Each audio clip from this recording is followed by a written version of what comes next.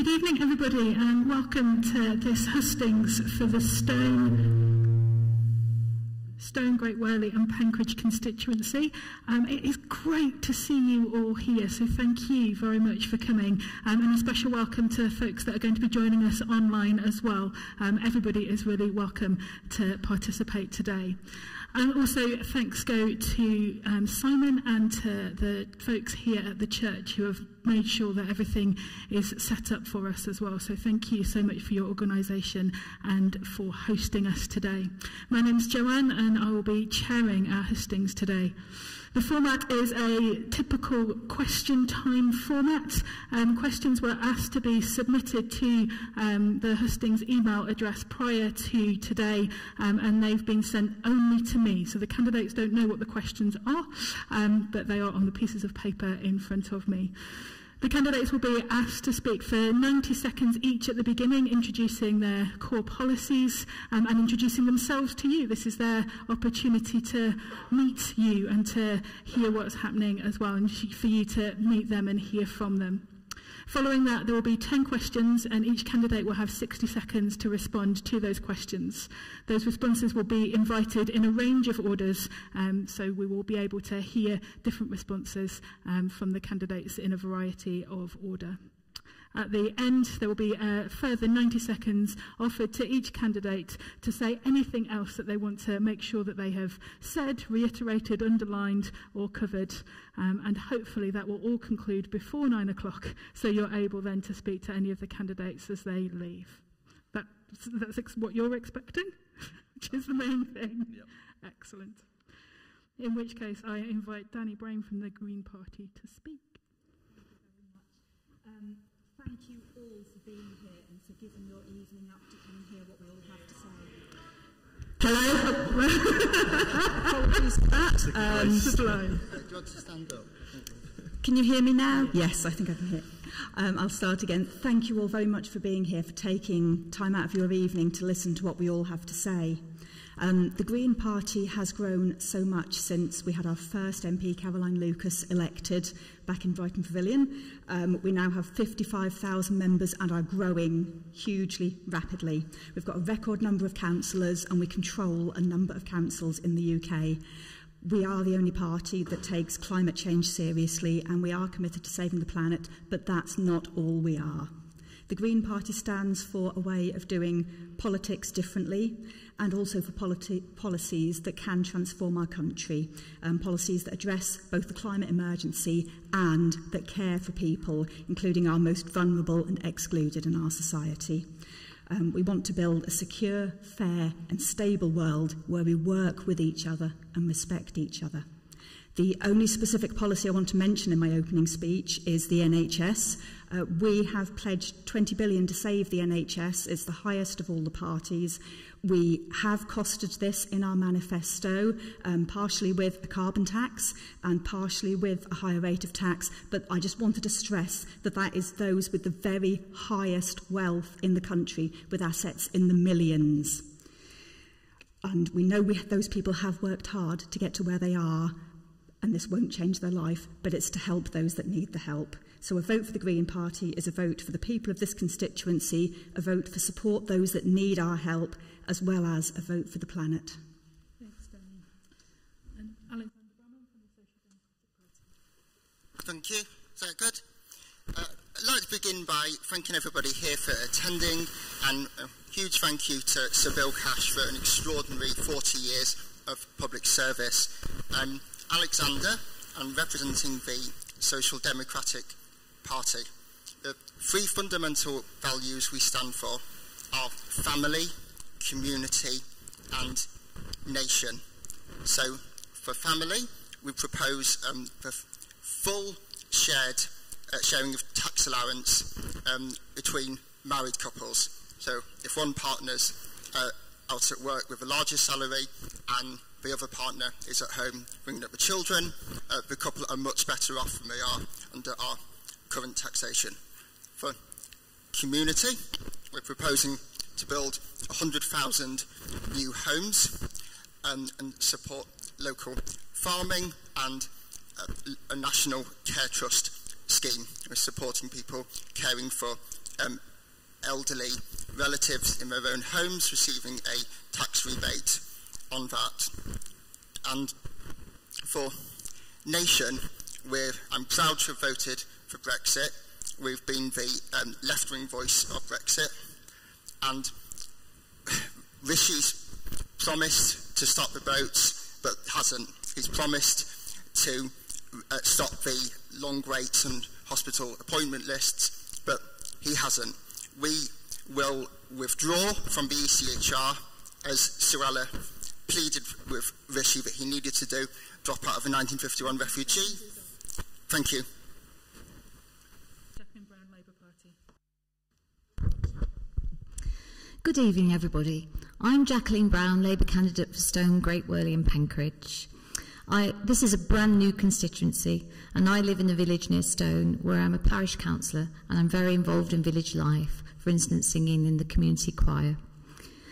I was elected in May 22 as a borough councillor. I'm standing because this election is about change and restoring hope. As a former head teacher, I want Britain to be a place where whoever you are and wherever you start from, you have a fair chance to get on and make your contribution. Locally, people are concerned about the NHS, water pollution and crime. They are also worried about overdevelopment without investment in proper infrastructure. Labour has robust and ambitious plans to tackle these issues through our Labour missions, 6 First Steps and Party Manifesto. I'm excited by the opportunity to rebuild and renew Britain. For me, being elected as an MP will be the culmination of a life of public service. Thank you. Sam Harper-Wallace, Liberal Democrats. Hello everyone, thank you. Thank you all for coming. It's actually amazing to see the turnout. It's really great to see local democracy thriving, because I think in the last few years that we've had a lot of political trust has gone and people are just not engaged anymore, so it's really great to see you here. My name's Sam Harper-Wallace, I'm the Liberal Democrat candidate. I am a district councillor and I'm recently a father. Last month my wife and I had our child Lyra. I think Lyra is the reason why I got into politics, to be honest. I want her to live in a world that is better than I found it, so that's why I'm here. And that's why I'm aligned in the Liberal Democrat values. We need to save our NHS. This election is about the NHS. Waiting lists are through the roof. People are dying on waiting lists. Cancer survival is at its lowest rates.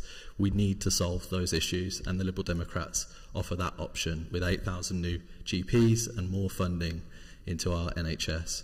So hopefully today I can talk through more of the Liberal Democrat policies and sort of give you the idea of why we're here to leave the world in a better place for my daughter and your children. So thank you for your time. Thank you. And Gavin Williamson, Conservative and Unionist Party. Thank you ever so much, Joe, and it's a real privilege to be here. My name's Gavin Williamson and I'm the Conservative candidate for the new constituency of Stone, Great Worley and Penkridge. And it's a particular pleasure to be here, as Brewood's always been a very special place to me, for me and my family, with my wife as a teaching assistant in the school just across the way, with my children having gone to school here. And for me, being part of the community is absolutely vital. Making sure that you champion the issues in the community is absolutely vital. And that is locally, but it is also nationally as well. Making sure that those issues that are of concern to local people are issues that are raised in Parliament. And that is what I have always done, and that is what I will always do. For me, as we look forward, yes, there are incredible challenges that this country faces. There are major challenges right across the world. That's why we're having to make some tough decisions and have had to make some tough decisions, whether that is about increasing spending on our NHS and on our schools, but also balancing that off with increasing spending on areas such as defence as well. Those hard choices will have to be made, and we will continue to do our very best, and I will always make sure that this constituency is the heart of everything that I do. Thank you. Our questions have been pre-submitted, so a question from Richard. With crime out of control in the area, no police presence and criminals being let off and released early even when they're caught, could the candidates outline how they will help restore law and order to our area? Danny, I'll go to you first.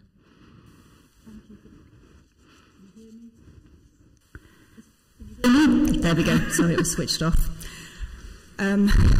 First off, I think all the parties accept that crime is a big issue, and all the parties do want to make sure the police are funded to make sure they can do their job, but we know that there has been trust lost in the police force because of many issues that I won't go into now, but we all know what's been in the news, corruption in the police force, and we want to get to the heart of that so that people have faith in the police again, so the police can do their job. But a fundamental thing to us is crime sometimes happens because people early on in life don't have the best start, with youth centres being closed, with people in poverty. Sometimes it's either boredom or desperation that drive people to crime.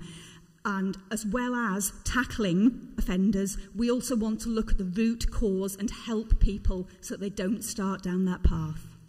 Thank you. Alexander. Huge respect for the police doing such difficult work with such bravery. The SDP supports significant increase in funding and resources to the police, and their focus should be on fighting crime.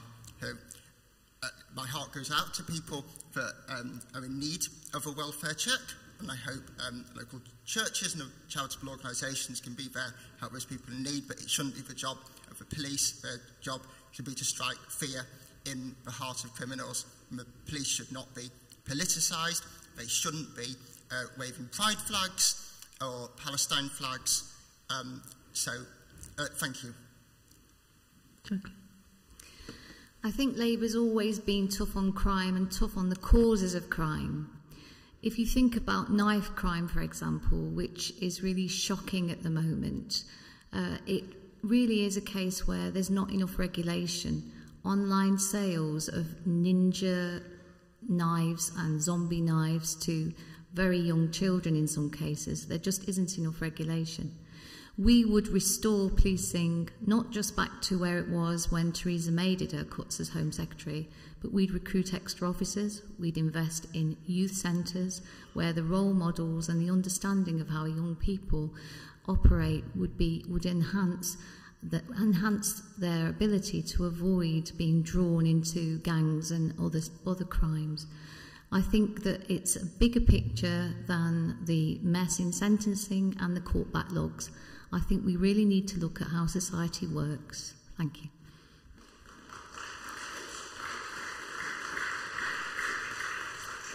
Sam.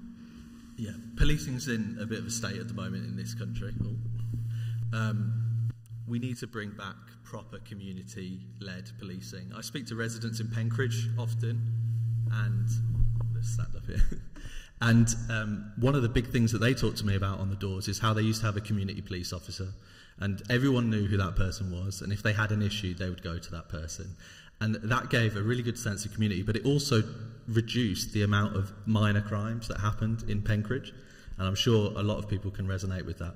The Lib Dems want to bring back proper community policing, so everyone has that same experience that those older residents had. We need to scrap police and crime commissioners to fund that. We think that that role doesn't really do anything anymore. It wasn't as intended when it was implemented, so the money should be going to community police forces. We need to free up local officers' times by making sure that they're not spending time fighting online crimes. And then finally, we need to solve the crisis in our courts and halve the amount of time it takes from offence to sentencing, which again is just in complete collapse in our country. Thank you. So what we want to see is the rollout of hotspot policing, where there's issues to do with antisocial behaviour. These are absolutely targeted, with extra resources put in there to clamp down on them.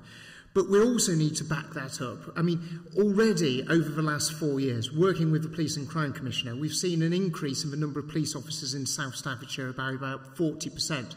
By working with the Police and Crime Commissioner, we've also been able to ensure that Penkridge is going to have a police post back in at where the fire station currently is as well. But in order to back up the 8,000 extra police officers that will be brought on board, on top of the 20,000 that have already been delivered over the last 5 years, we also need to see extra police places, and that's going to mean a building of an extra 20,000 additional prison places in order to deal with our justice system. Thank you. Our second question comes from Heather. Currently, the public transport in this area is unreliable and a skeleton service. Great public transport has the ability to grow our economy and give people better access to healthcare, education and employment. Where do each of the candidates stand on building new transport infrastructure and improving existing services? I'll go to Alexander first. The SDP support increased funding in buses and nationalisation of rail. The cost of tickets at the moment is exorbitant, it's unaffordable for so many people, and it's isolating people. Thank you. Sam. Yeah, so I think my mic's off. Testing, there we go. So yeah, public transport is crazy at the moment. I travelled into Birmingham for Father's Day, and it was actually cheaper for me to get there in my electric vehicle and pay for parking than it was to get a return for my wife and myself, which is insane. So fare prices are through the roof. So the Liberal Democrats, we want to establish a railway agency that will oversee fares. We want to introduce an annual rail pass for more consistent and predictable pricing. We want to give, and I think this one's particularly for this area and for my constituency, we want to give local powers back to local authorities, to start new bus routes. If you look across at Helen Morgan in North Shropshire, she's campaigned tirelessly on this matter because it's an argument of social mobility. If you can't get outside your house, you can't go to the doctors, you can't go to work, you don't have the liberty to live a free and fair life. So I think it's a really important point there, that we need to enable people to be able to travel freely.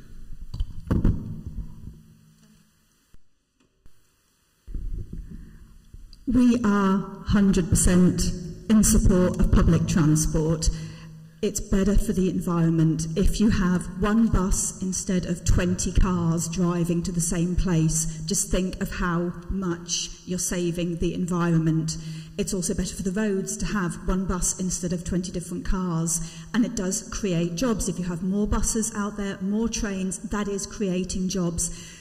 I would plead with all of you to read our manifesto, because this is something we are passionate about, because it helps the environment in so many ways. And yes, we know that public transport desperately needs improving, both local, in rural areas such as this, and national rail networks need so much improvement to make them work, and that is something we are committed to.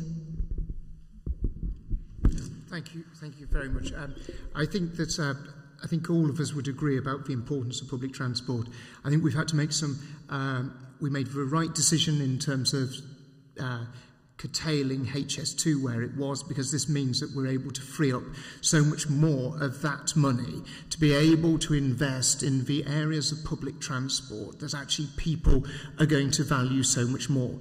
We've got to be, in Staffordshire, we already have brilliant links to central London. If you can get on a train from Stafford and be in central London in an hour and 16 minutes. But what we do need to be doing is investing more of that money on east-west links. We need to be able to looking at how we bring more freight off the roads onto rails, and that is about having east-west links more than necessarily north-south links.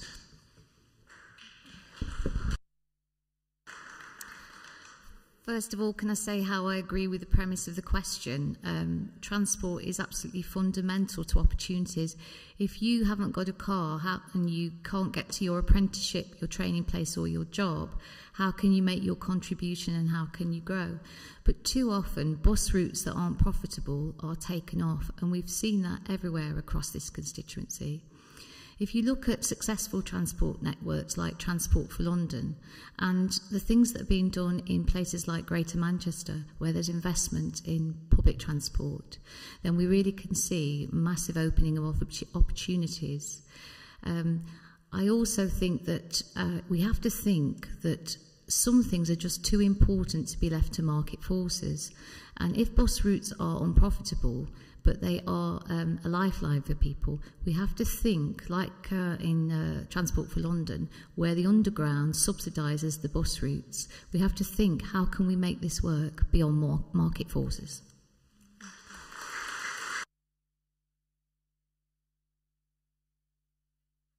Is from Craig and Sue. Polls show that many voters have lost faith in the honesty and integrity of politicians. What makes you different, and how do you implement the Nolan principles in your work? And I'll start with Sam. Yeah. As I mentioned in my opening speech, politics and trust in politics is at an all-time low. The endless scandals that we have, the endless MP resignations, is just a joke. And I think that comes from the two-party system, to be honest. I think there isn't an accountability within our electoral system. We need to bring in proportional representation so there aren't safe seats in the country where MPs have to go out and work hard and they have to be held accountable.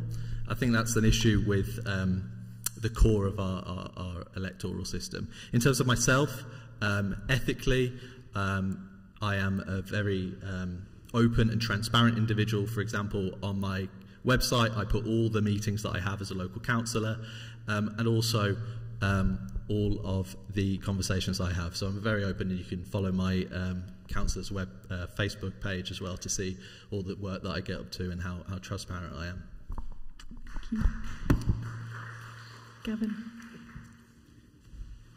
I think for me, one of the most important things has always been available to your constituents, always been there to be able to support in any way possible that you can do. And it is that sort of approachability, it is that sort of putting the community at the heart, which is, I think, the core of what being a Member of Parliament is. And actually, that is what I've always endeavoured to do over the last 14 years. And if I'm fortunate enough to be the Member of Parliament in the new constituency of Stone, Great Worley and Penkridge, that's exactly what I will put at the heart of everything that I do as your Member of Parliament. Danny.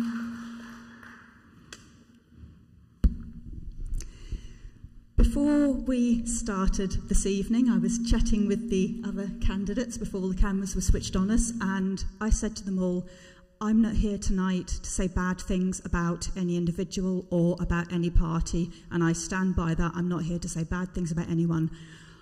I do know that people have lost faith in politicians. I'm not going to talk about individuals. All I'm going to say is two things. One, the Green Party puts trust and respect at the centre of everything we do, all our decisions, our policies.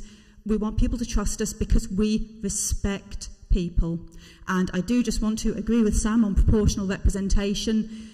There are seats that are seen as safe seats, and we think that proportional, I say we as in myself and Sam, but many people think that proportional representation does give a fairer spread of representation in the country. Jacqueline. Thank you. Sir John Curtis, the great polling guru, has shown that faith in the politicians to tell truth has dropped to below 9%. What a state of affairs, but ever likely when we look at the last few years. Now, the Nolan principles of public life, I signed up to as a teacher many years ago, and I'd go further. I'd want to adopt the governance report, ensuring that we really do get held to the highest standards in public life. I would also say that there's a record number of MPs leaving, stepping down this time, so it will be a fresh start. There'll be new MPs joining, and hopefully the old guard will be gone, the ones that indulged in Partygate and all the other scandals, and we'll really begin to rebuild that trust, because not having trust in politicians is bad for democracy.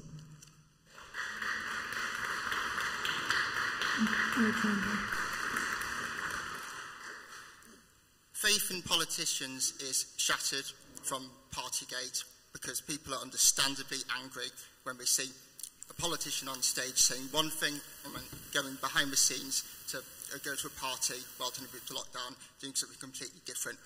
The litmus test that's come up a lot during the past year that can tell whether a politician is authentic, but if they don't give a straight answer to this, what else are they lying about? What else can't they answer? So in my time left, there's 5-10 seconds, I'd like to state that a man is an adult human male, a woman is an adult human female. That is true. I'd like to start with, so Gavin here, asking each of the candidates in turn, is that true or is that false? I'm not sure that we're asking each other the questions. A man is an adult human male, a woman is an adult human female, and I've got time in a minute. I made my question clear. No nonsense. We just want to hear, is that true or is that false from each candidate? That's not the question. The question is about the honesty and integrity of you as a candidate. And I'm concerned about the honesty and integrity of candidates here who won't state a simple answer to what a woman is. Keir Starmer didn't. I think 99.9% of women don't have a penis. So it's a really simple question, and I'd ask you to consider why they're not answering this. Well, they're not answering it because you're not answering the question. You can raise your hand if you agree with it. Raise your hand if biological sex is immutable. That's still not the question. The question is about your honesty and your integrity. And you have 3 seconds. Anybody else's time? The silence is deafening. Children are being harmed by puberty blockers. Lives are being ruined. And your 60 seconds is up. I'm happy to respond if that would be allowed. I think, to be honest, you know, this whole wokerati and this distraction is not good for our country around gender. Why do we care what's in people's pants? Seriously, the NHS is crumbling. Just, there are better things to focus on than what someone's got in their pants, honestly. Which leads us to Peter's question. Do the candidates really believe that the NHS ever has enough money? And I'll start with Jacqueline. The Labour Party, of course, founded the NHS and has worked really hard. It's got a brilliant record. When we were last in power, patient satisfaction was the highest it's ever been, and waiting lists were the lowest they've ever been. We have got an ageing population. There are more complex health problems. I think we've lost a lot of our ground we were making in preventative healthy schools type initiatives to try and prevent poor health. But we've got plans to cut waiting times with 40,000 more appointments each week. We're going to double the number of cancer scanners.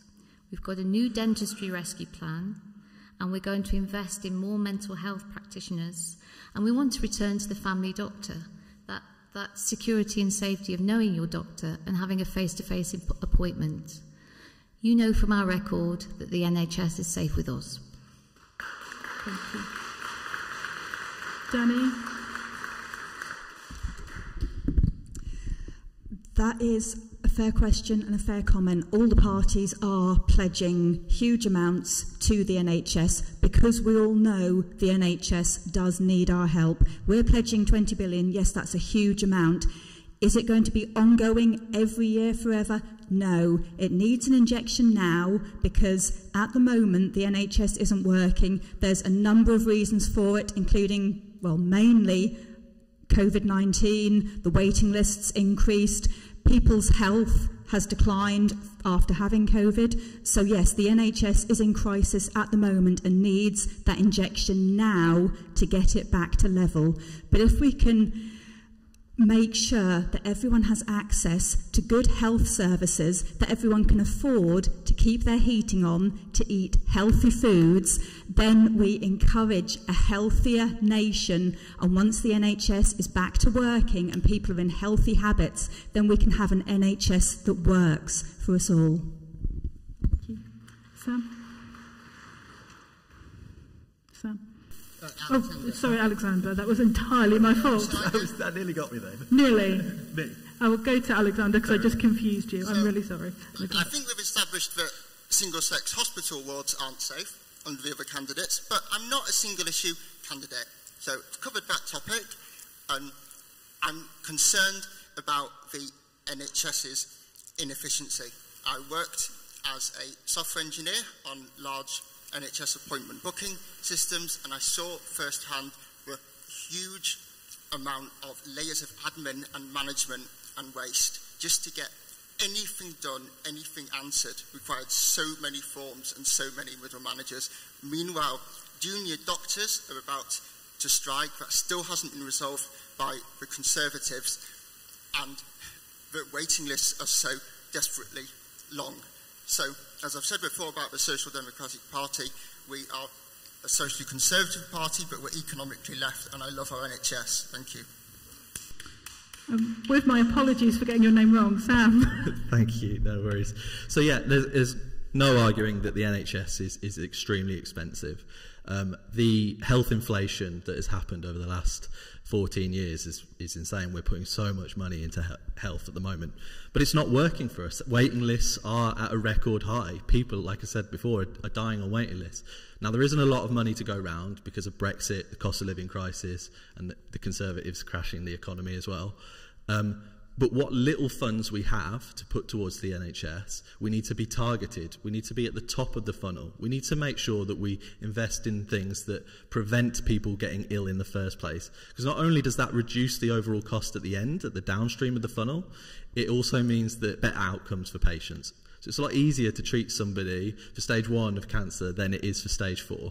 And that's why the Liberal Democrats want to invest in 8,000 more GPs, because we need to invest in the funnel. Also, we want to do free personal care for everyone to keep people out of hospitals so they're not waiting on wards. So, thank you. Thank you. And Gavin. Thank you so much. I mean, like so many of us here, I've seen firsthand actually the amazing work that's done with my daughter. I saw an NHS that worked so incredibly well. But there are challenges, and one of the biggest challenges is sometimes access at the most community level, at the earliest level for that sort of primary care. And then that's why we do have to think a little bit differently. We've got to think about how we, develop and then expand community diagnostic centres so it's easier for people to be able to access that primary care much more swiftly. We've got to see how we continue to expand what's already starting to be rolled out in terms of pharmacy first, using some of that health infrastructure that is already there better. But also that means seeing 92,000 more nurses on top of the 50,000 that have already been recruited, and 28,000 more doctors. These are the things that will deliver. Thank you. And a question from Sophia. With around 1 in 4 children living in destitution in the UK, what's your plan to tackle poverty in the UK over the long term? Sam, I'll turn to you first. I think the issue for me is our economy is being crashed by cost of living, that I said before. But I think Brexit is another massive one that goes, there are so many jobs that have been lost from Brexit. There is so many tax receipts being lost from Brexit. For example, 8.4 billion is our healthcare sort of investment we want to do a year.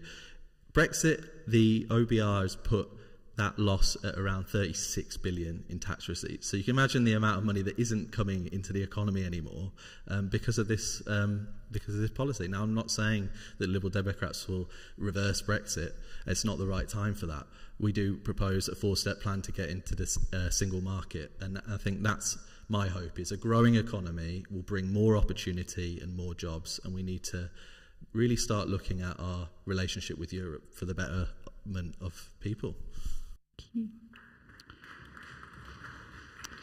Alexander. firstly, I repeat our extremely ambitious social housing project. And it's so fundamental to society, so important for every family that they have a safe roof above their head. But welfare has become a black hole of funding. We've got colossal figures of people unemployed, dependent on benefits, and we're a party of community. So those families, those individuals are isolated from the community around them, just receiving the universal credit. It's not having the opportunities to connect and be part of wider society.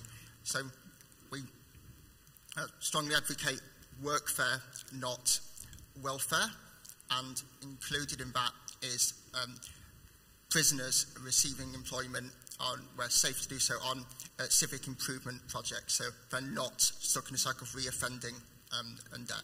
Thank you. And we always need to be looking at how we make work pay and make it always the most sensible thing for people to be in the workplace, because what all the evidence shows, whether it is educational outcomes for children of parents who are either in work or on welfare, whether it is the health outcomes for those families, everything indicates that actually getting families into work is absolutely critical. I think universal credit was an important step, but actually we need to be looking further at how we increase and improve the incentives for families and for individuals to be into work.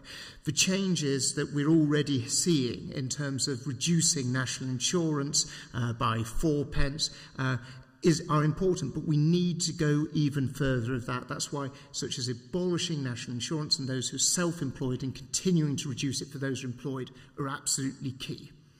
Thank you. Danny?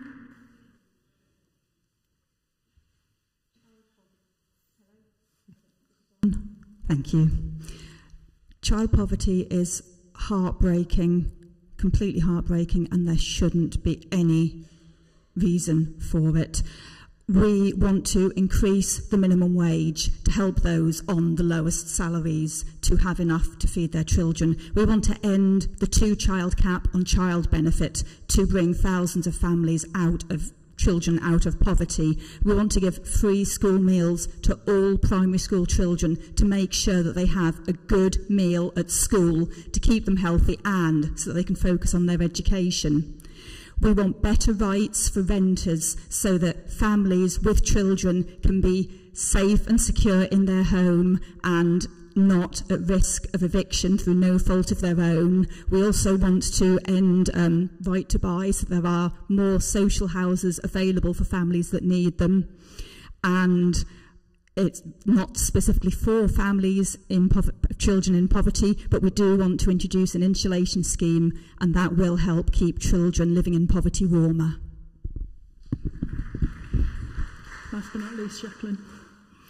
This is a subject close to my heart. As a former nursery school head teacher, I've seen the grinding effects of child poverty in front of my eyes, and we did so much under the last Labour government to raise children out of poverty through the Sure Start programmes and other initiatives.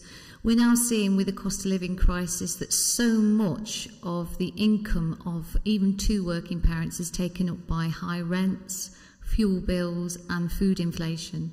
This leaves so little left for family life. The reality is that the effects on a child forever of growing up in poverty are going to cost the country far more in the long run. If we invest in children in the earliest days, we're going to see more community cohesion, we're going to see less drug and substance misuse, and even less teenage pregnancies. Let's invest in our young children and families.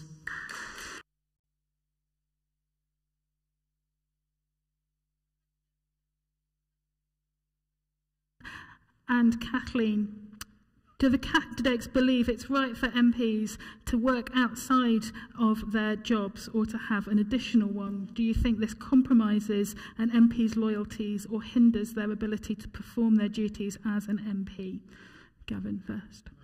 So I firmly believe that your first duty, your focus, and all your efforts are on that of being a Member of Parliament. And that's what I've always been focused on. That has always been my absolute top priority.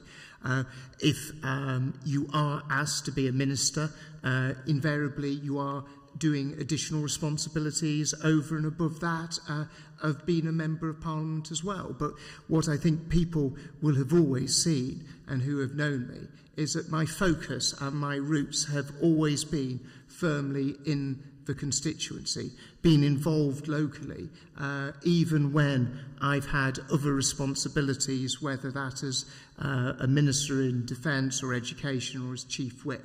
And that is what I think is always the right approach.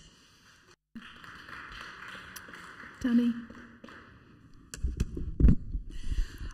I'm actually quite glad this question's been asked, because a gentleman came up to all of us earlier and asked us if we'd be prepared to give a yes or no answer to a question. I can't see the gentleman, but I'm confident he's listening. I believe this is a yes or no question. Do I think an MP should have another job as well as being an MP? My answer, no. In my opinion, if you're an MP, you are paid fairly to do that job. In fact, in my opinion, paid quite well.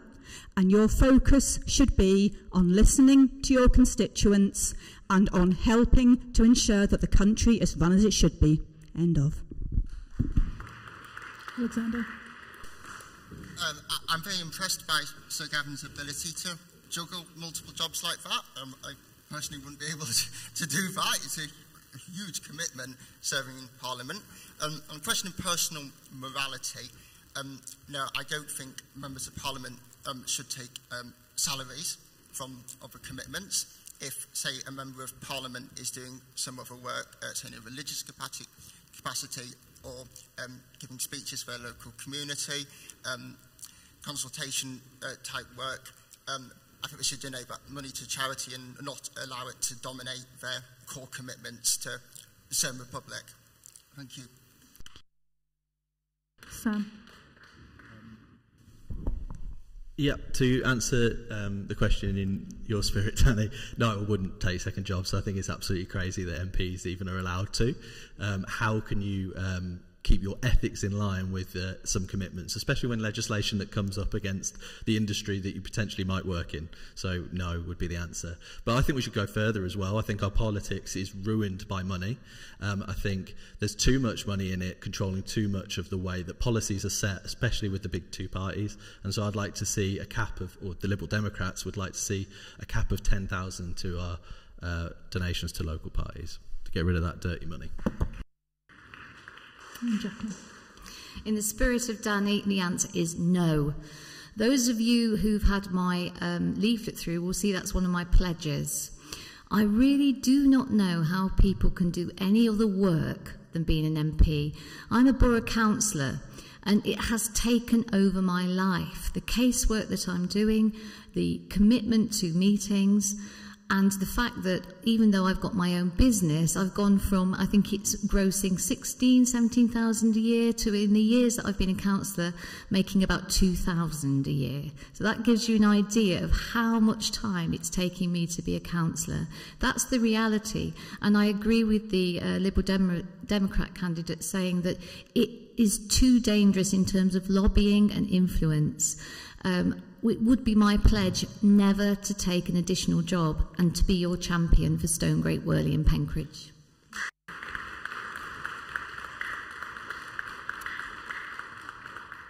And a very local question from a different Jan. Locally, we have several potential planning applications for housing development on our green belt. With a lack of housing, is your party looking at no development, no overdevelopment, or no development at all? And I'll go to Danny first. We know new houses are needed, but the Green Party policy is the right house at the right price in the right place. Greenbelt is there for a reason. It is to protect our green spaces, but it's also to keep communities as they are intended to be.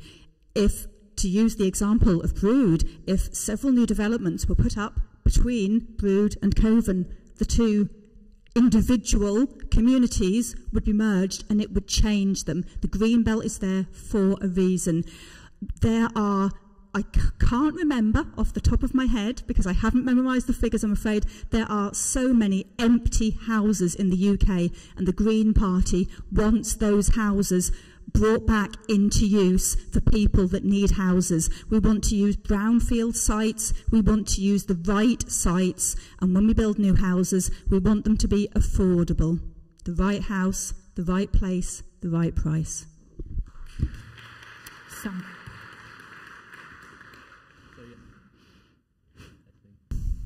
So, yeah, as a local councillor, I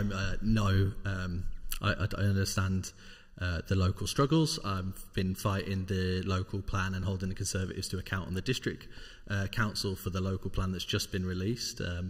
I can see in there, obviously, there's an allocation for another 200 homes.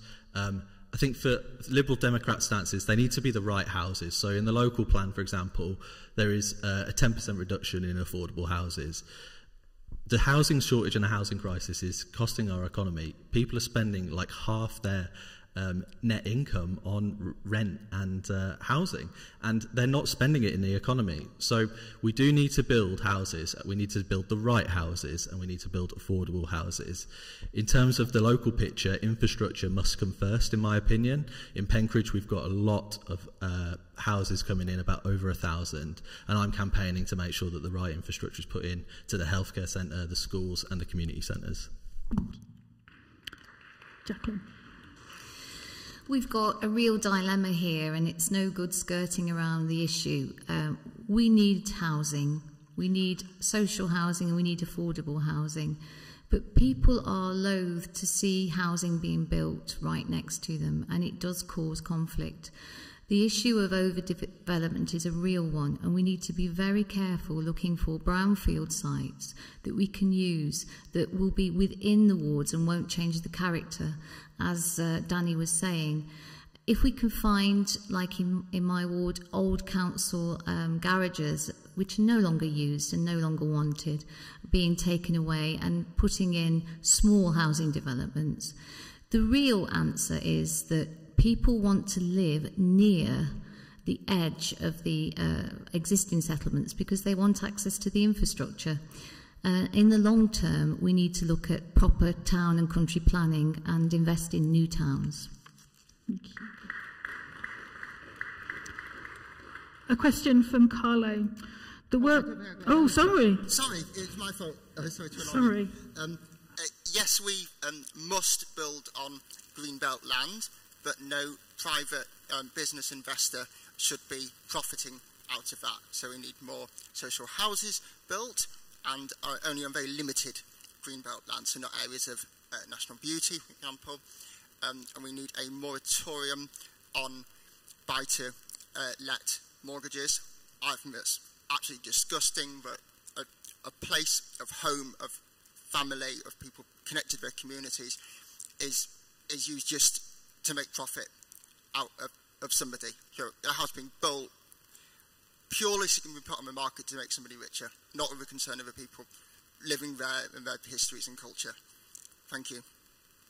And Gavin, sorry. 14 years ago, you had regional spatial strategies. This was where the likes of John Prescott imposed vast housing numbers on local communities. We have fought so much to get rid of those. In recent years, we have persuaded the government to drop mandatory targets for local authorities. That will all be washed away. And you hear about not the green belt, but you hear about the grey belt.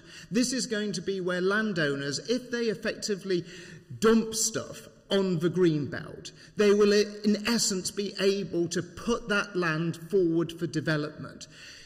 In South Staffordshire, right across Staffordshire, we face a real problem in terms of protecting our green spaces, and the threat is growing. We have to do everything we can to protect it, and I am fearful of the plans that are being put forward by other parties that will wash those protections away. Everybody's answered. Yes, everybody's answered? Good. And so we switch to our question from Carlo. The world's atmosphere continues to be abused, putting the climate and life on Earth in jeopardy. Whilst Britain may be working to address these, lots of other countries are undermining them. So how do the candidates respond to the climate emergency on the global scale? Jacqueline. For too long, we've been too slow to address the climate crisis.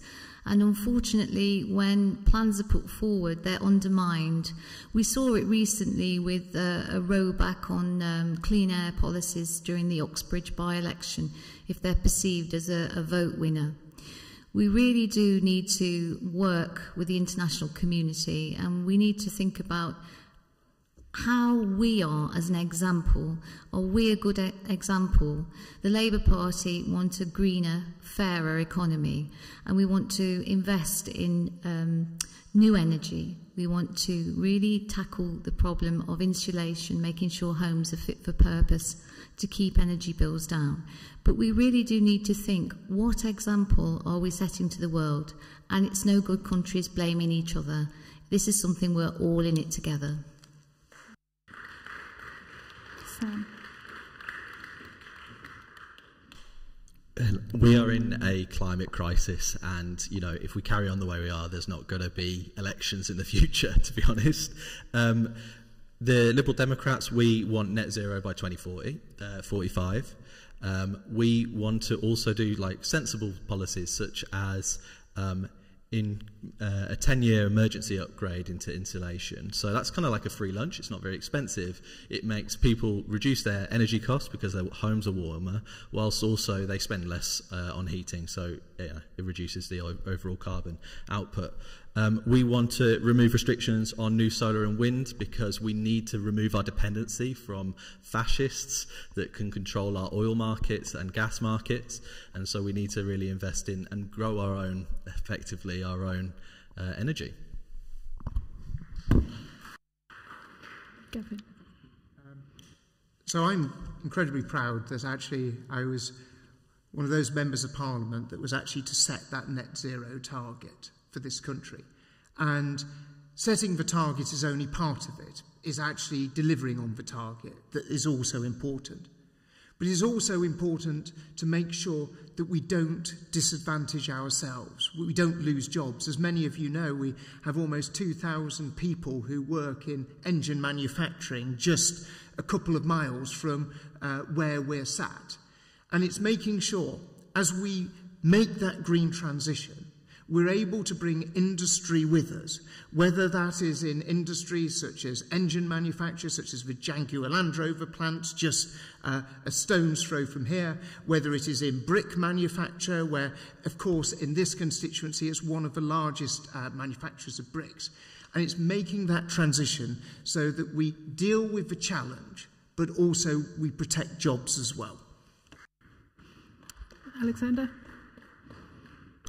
I'm sceptical of many of the cataclysmic predictions that we're all going to die, that the ice caps will melt, that we'll be underwater.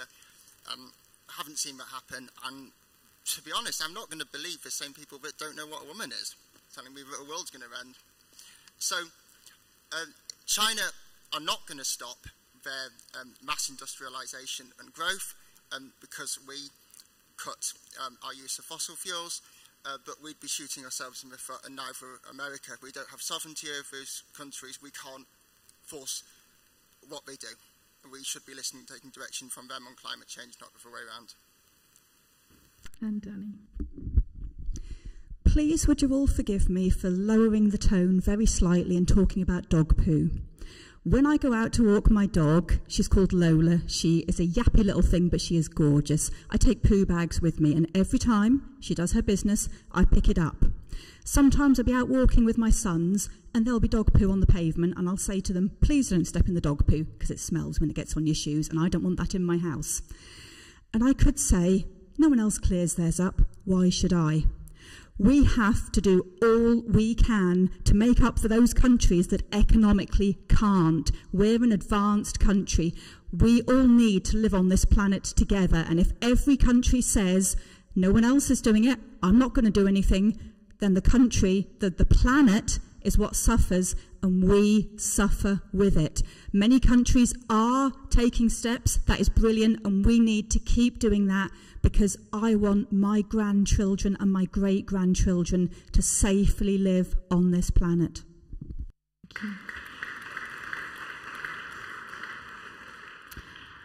A question from David. Since Brexit has caused so many problems economically and with immigration, what are the candidates' solution to our current predicament? Gavin? Well, I think what we always need to do is to seize the many opportunities that leaving the European Union presents us. And actually, we've got to look at how we continue to forge those new relationships.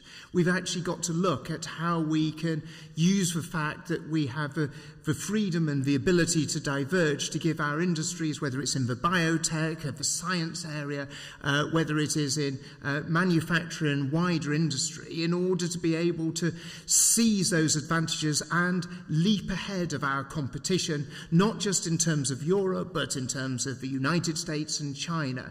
We need to create the regulatory frameworks that actually give us the advantage to compete at the very best on the international stage.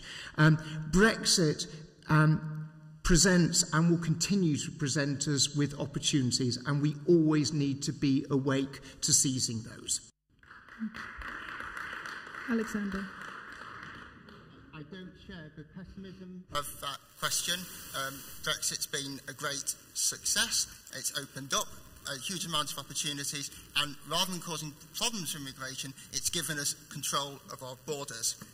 Well, it almost would, but Rishi has ignored the warnings of Suella and hasn't taken us out of the ECHR or other treaties like the 1951 Refugee Convention that are blocking for Rwanda's policies and the ability for us to decide who we provide asylum to. So the SDP proposing mass immigration is stopped, but immigration is reduced to 50,000, and any offence on indictment in the first 7 years of residency in the UK means that person is put straight back on a plane back to their home country, but they're not welcome here if they break our laws.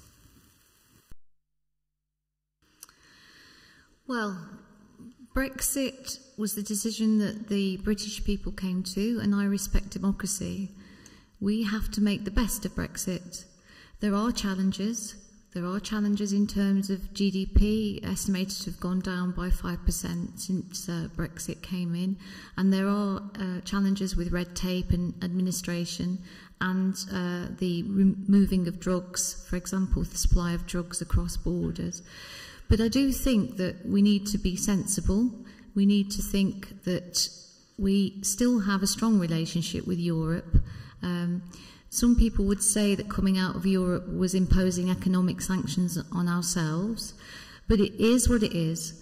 We will do our best with the opportunities that are there, and I don't see Brexit as an immigration question at all. I see it as an economic question. So where we are is that we have Brexit and we make the best of the opportunities we've got.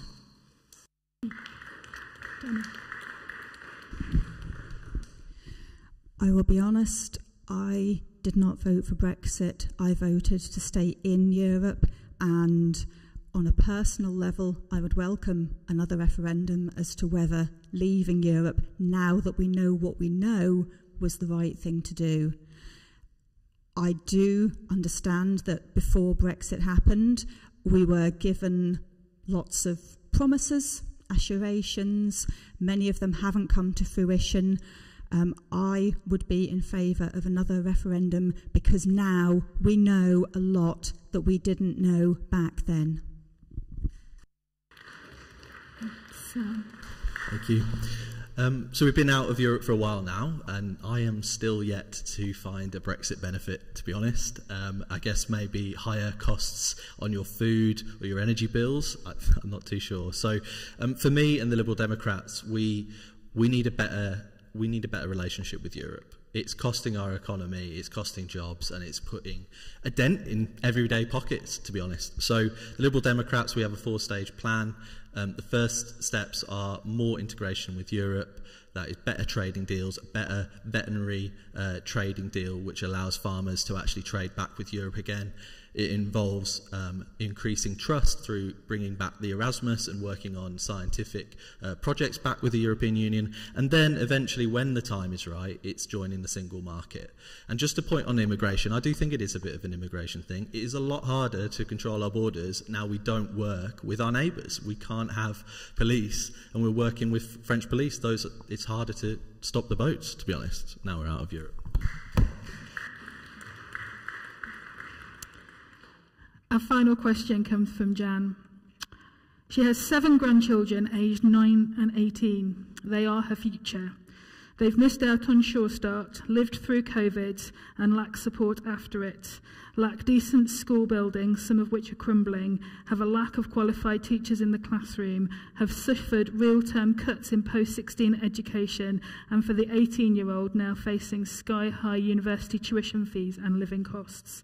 What would your party say to reassure me about their future? Alexander.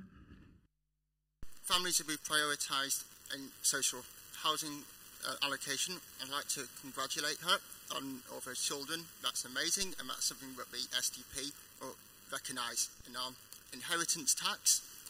Currently up to £325,000 of cash. There is an exception for property, but that can be inherited tax-free. We're proposing to scale that up by the number of children. So what you can currently pass on to your children under the SDP, you will be able to pass to each of your children. The more children you've had, and that includes grandchildren, anything left in the will, it's a massive incentive, it's massive support for those families, and massive tax relief. Ben. So we've seen an absolute revolution in terms of education. If you look at the PISA results in terms of what children are achieving in English, maths and sciences, we're far outstripping our sort of fellow countries within the United Kingdom, whether that is Scotland, Wales and Northern Ireland. Those reforms are delivering for children right across the country. But there is more to do.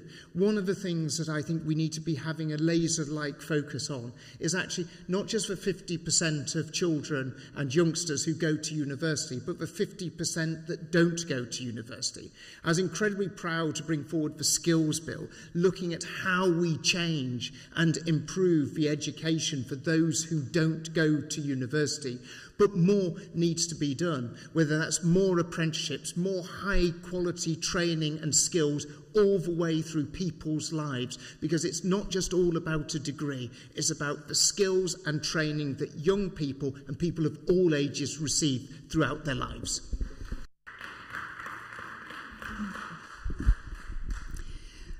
My oldest son, who's actually in the audience tonight, I won't embarrass him any further, is in high school and has told me he comes home regularly saying, oh, another teacher has left the school. We've had to have a supply teacher. We've had 4 different teachers teaching us maths this year. We have pledged to increase teacher wages because children need the chance of a decent start in life. We want to increase teacher wages to have the right teachers to give our children the education they need and deserve.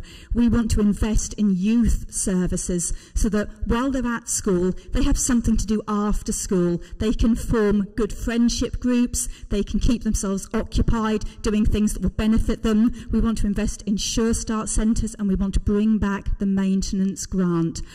I'm sat here tonight because I wanted to help the Green Party to give our children a future. That's why I'm here. Jacqueline. Again, I agree with the premise of the question. I think the other big factor is graduates leaving with huge student debts. And it's all very well saying that British schools are doing well. We often find they're in crumbling buildings, and even the most prudent schools, like the one where I'm a school governor, face deficit budgets. There needs to be a real investment. The Labour Party has got plans to recruit 6,500 new expert teachers in key subjects. We want a modern curriculum so young people are ready for work and life. And we want high quality apprenticeships and specialist technical colleges. I would also advocate giving 16 and 17-year-olds the right to vote. They're too often left behind because it's considered by political parties that it's the older people who vote, and the older people are often wooed. I say, let's build the future for our young people.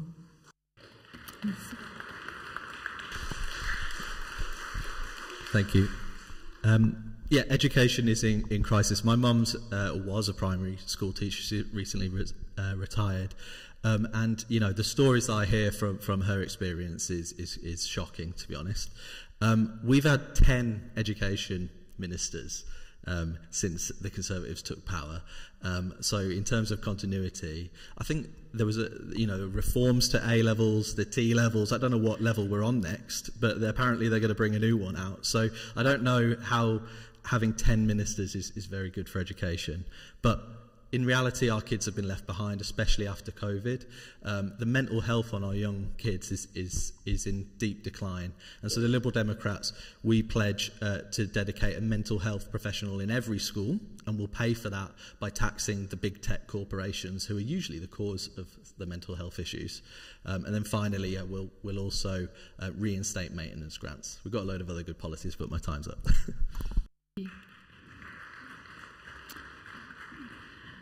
Gavin, Sam, Jacqueline, Alexander and Danny, thank you so much for responding to the questions that have been provided by people that are either sat here or joining us online. We're really grateful to you for your time. We said we would offer you all a further 90 seconds to outline anything that you wanted to say, anything that you wanted to clarify, anything that hasn't been covered in the questions from the community here. And so we'll go in reverse order, beginning with Sir Gavin. For me, if you are privileged enough to be a Member of Parliament, it's actually trying to make a difference. And that is what I've always tried to do. Whether that is actually shifting government policies in terms of areas to do with planning, where we're always having to fight a battle against developers who want to rip up our countryside.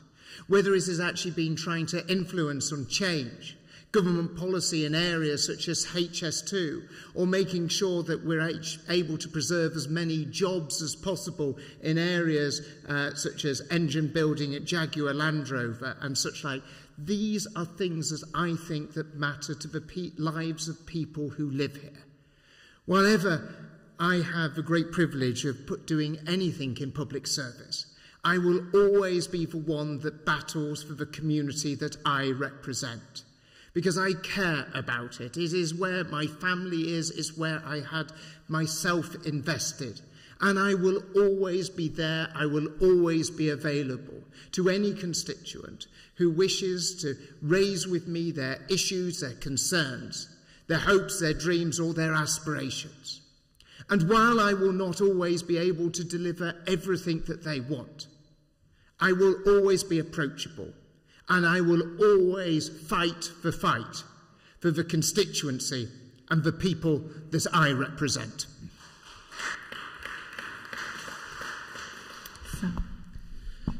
Thank you for my time. It's been a really good evening and great to talk about Liberal Democrat policies. I'm offering an alternative to the two main parties, a sensible choice and a local champion. If you ask people who live in Liberal Democrat controlled constituencies, the one thing that they will tell you is that their MP works hard. And you have to, as a Liberal Democrat. We don't get that historic vote that gets passed down through families. So you have to actually really want it. And I really do want to support and work with the people of my constituency, and also leave the world in a better place for my newborn daughter. So I'd really hope if you could lend me your vote this time round. Thank you so much.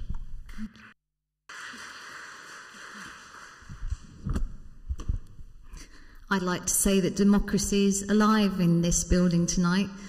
You turning up and asking such interesting and intelligent questions and giving us all as candidates the opportunity to share our vision for the future. I'd like you to think about the election as a bit like a job interview. Who do you think would do their best for me? Who's got a good record? Who's reliable? Who's the person with integrity? And also consider what the world's going to be like. It's going to be a changing world. We could even have a new government. So would you be better having an MP that's within that new government, within that new vision? You have to think about your area. You have to think about the influence of your MP and how they're going to champion you. And I'd urge you this time to vote Labour.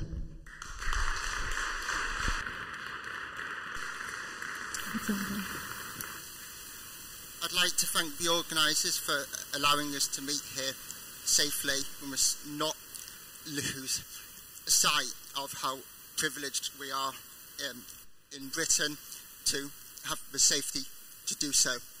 But not everybody in the country has had that same opportunity. Rosie Duffield has not had the support from Labour, from her hustings having been cancelled, for raising the same topics of single-sex space. This is what I've raised here. Well, for some of the candidates over here, they might accuse me of being concerned what's in other people's pants, but I don't wish anybody any of the harm or distress. I've heard from the accounts of so many women who've been affected by this issue, and I wish none of you any harm. I hope it's not your daughter at school who finds a boy in her toilet when she's going through changes. I hope it's not your wife in jail finding a man sharing that police cell. And if I sound stressed, it's because I've had 3 rosettes torn off. And I'm not asking for you to vote for me out of pity. I'm saying that I'm proud to stand up for principles of integrity and tell the truth and to champion free speech. And nobody else here has done that. They won't even say that a man is an adult human male and a woman is an adult human female. If they're lying about that, what else will they be lying about? Thank you. Danny. Thank you, all of you, for your time tonight, for listening to everything that we all have to say. Your time here is genuinely appreciated. As a mother, when raising my kids, I'd read some books that said, when you start weaning your children, has to be baby-led. They have to tell you when they're ready. Some that said you have to start at 5 months, some that said you have to start at 8 months. The truth is, if there was a correct or best way to raise a baby, raise a child, then everyone would be doing the same thing. And it's the same with running a country. If there was a correct way to run a country, then every country would be doing that. There isn't. But through trial and error, we know that the current way isn't working. We need a new way.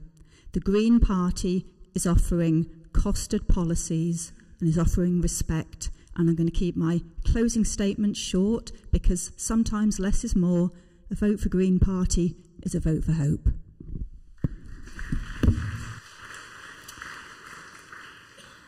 And so, recognising that we have a little bit of time, some of the candidates may be able to take one-to-one conversations as they make their way outside. I invite you to give a characteristically warm thanks to all of our candidates in order. So, to Danny Brain of the Green Party, Alexander Bramham of the Social Democratic Party, Jacqueline Brown of the Labour Party, Sam Harper-Wallace of the Liberal Democrats, and to Gavin Williamson of the Conservative and Unionist Party. Thank you all for your time, your engagement, your honesty and your willingness to wrestle with some of the tough topics that we were able to provide for you. To those of you that are online, your streaming will now cease. The rest of us will be able to continue to have some conversation, but it won't be in this format. So thank you all for coming out, and thank you to our tech team and especially our timekeeper who has been waving pieces of paper at the back. Thank you so much as well, and good night.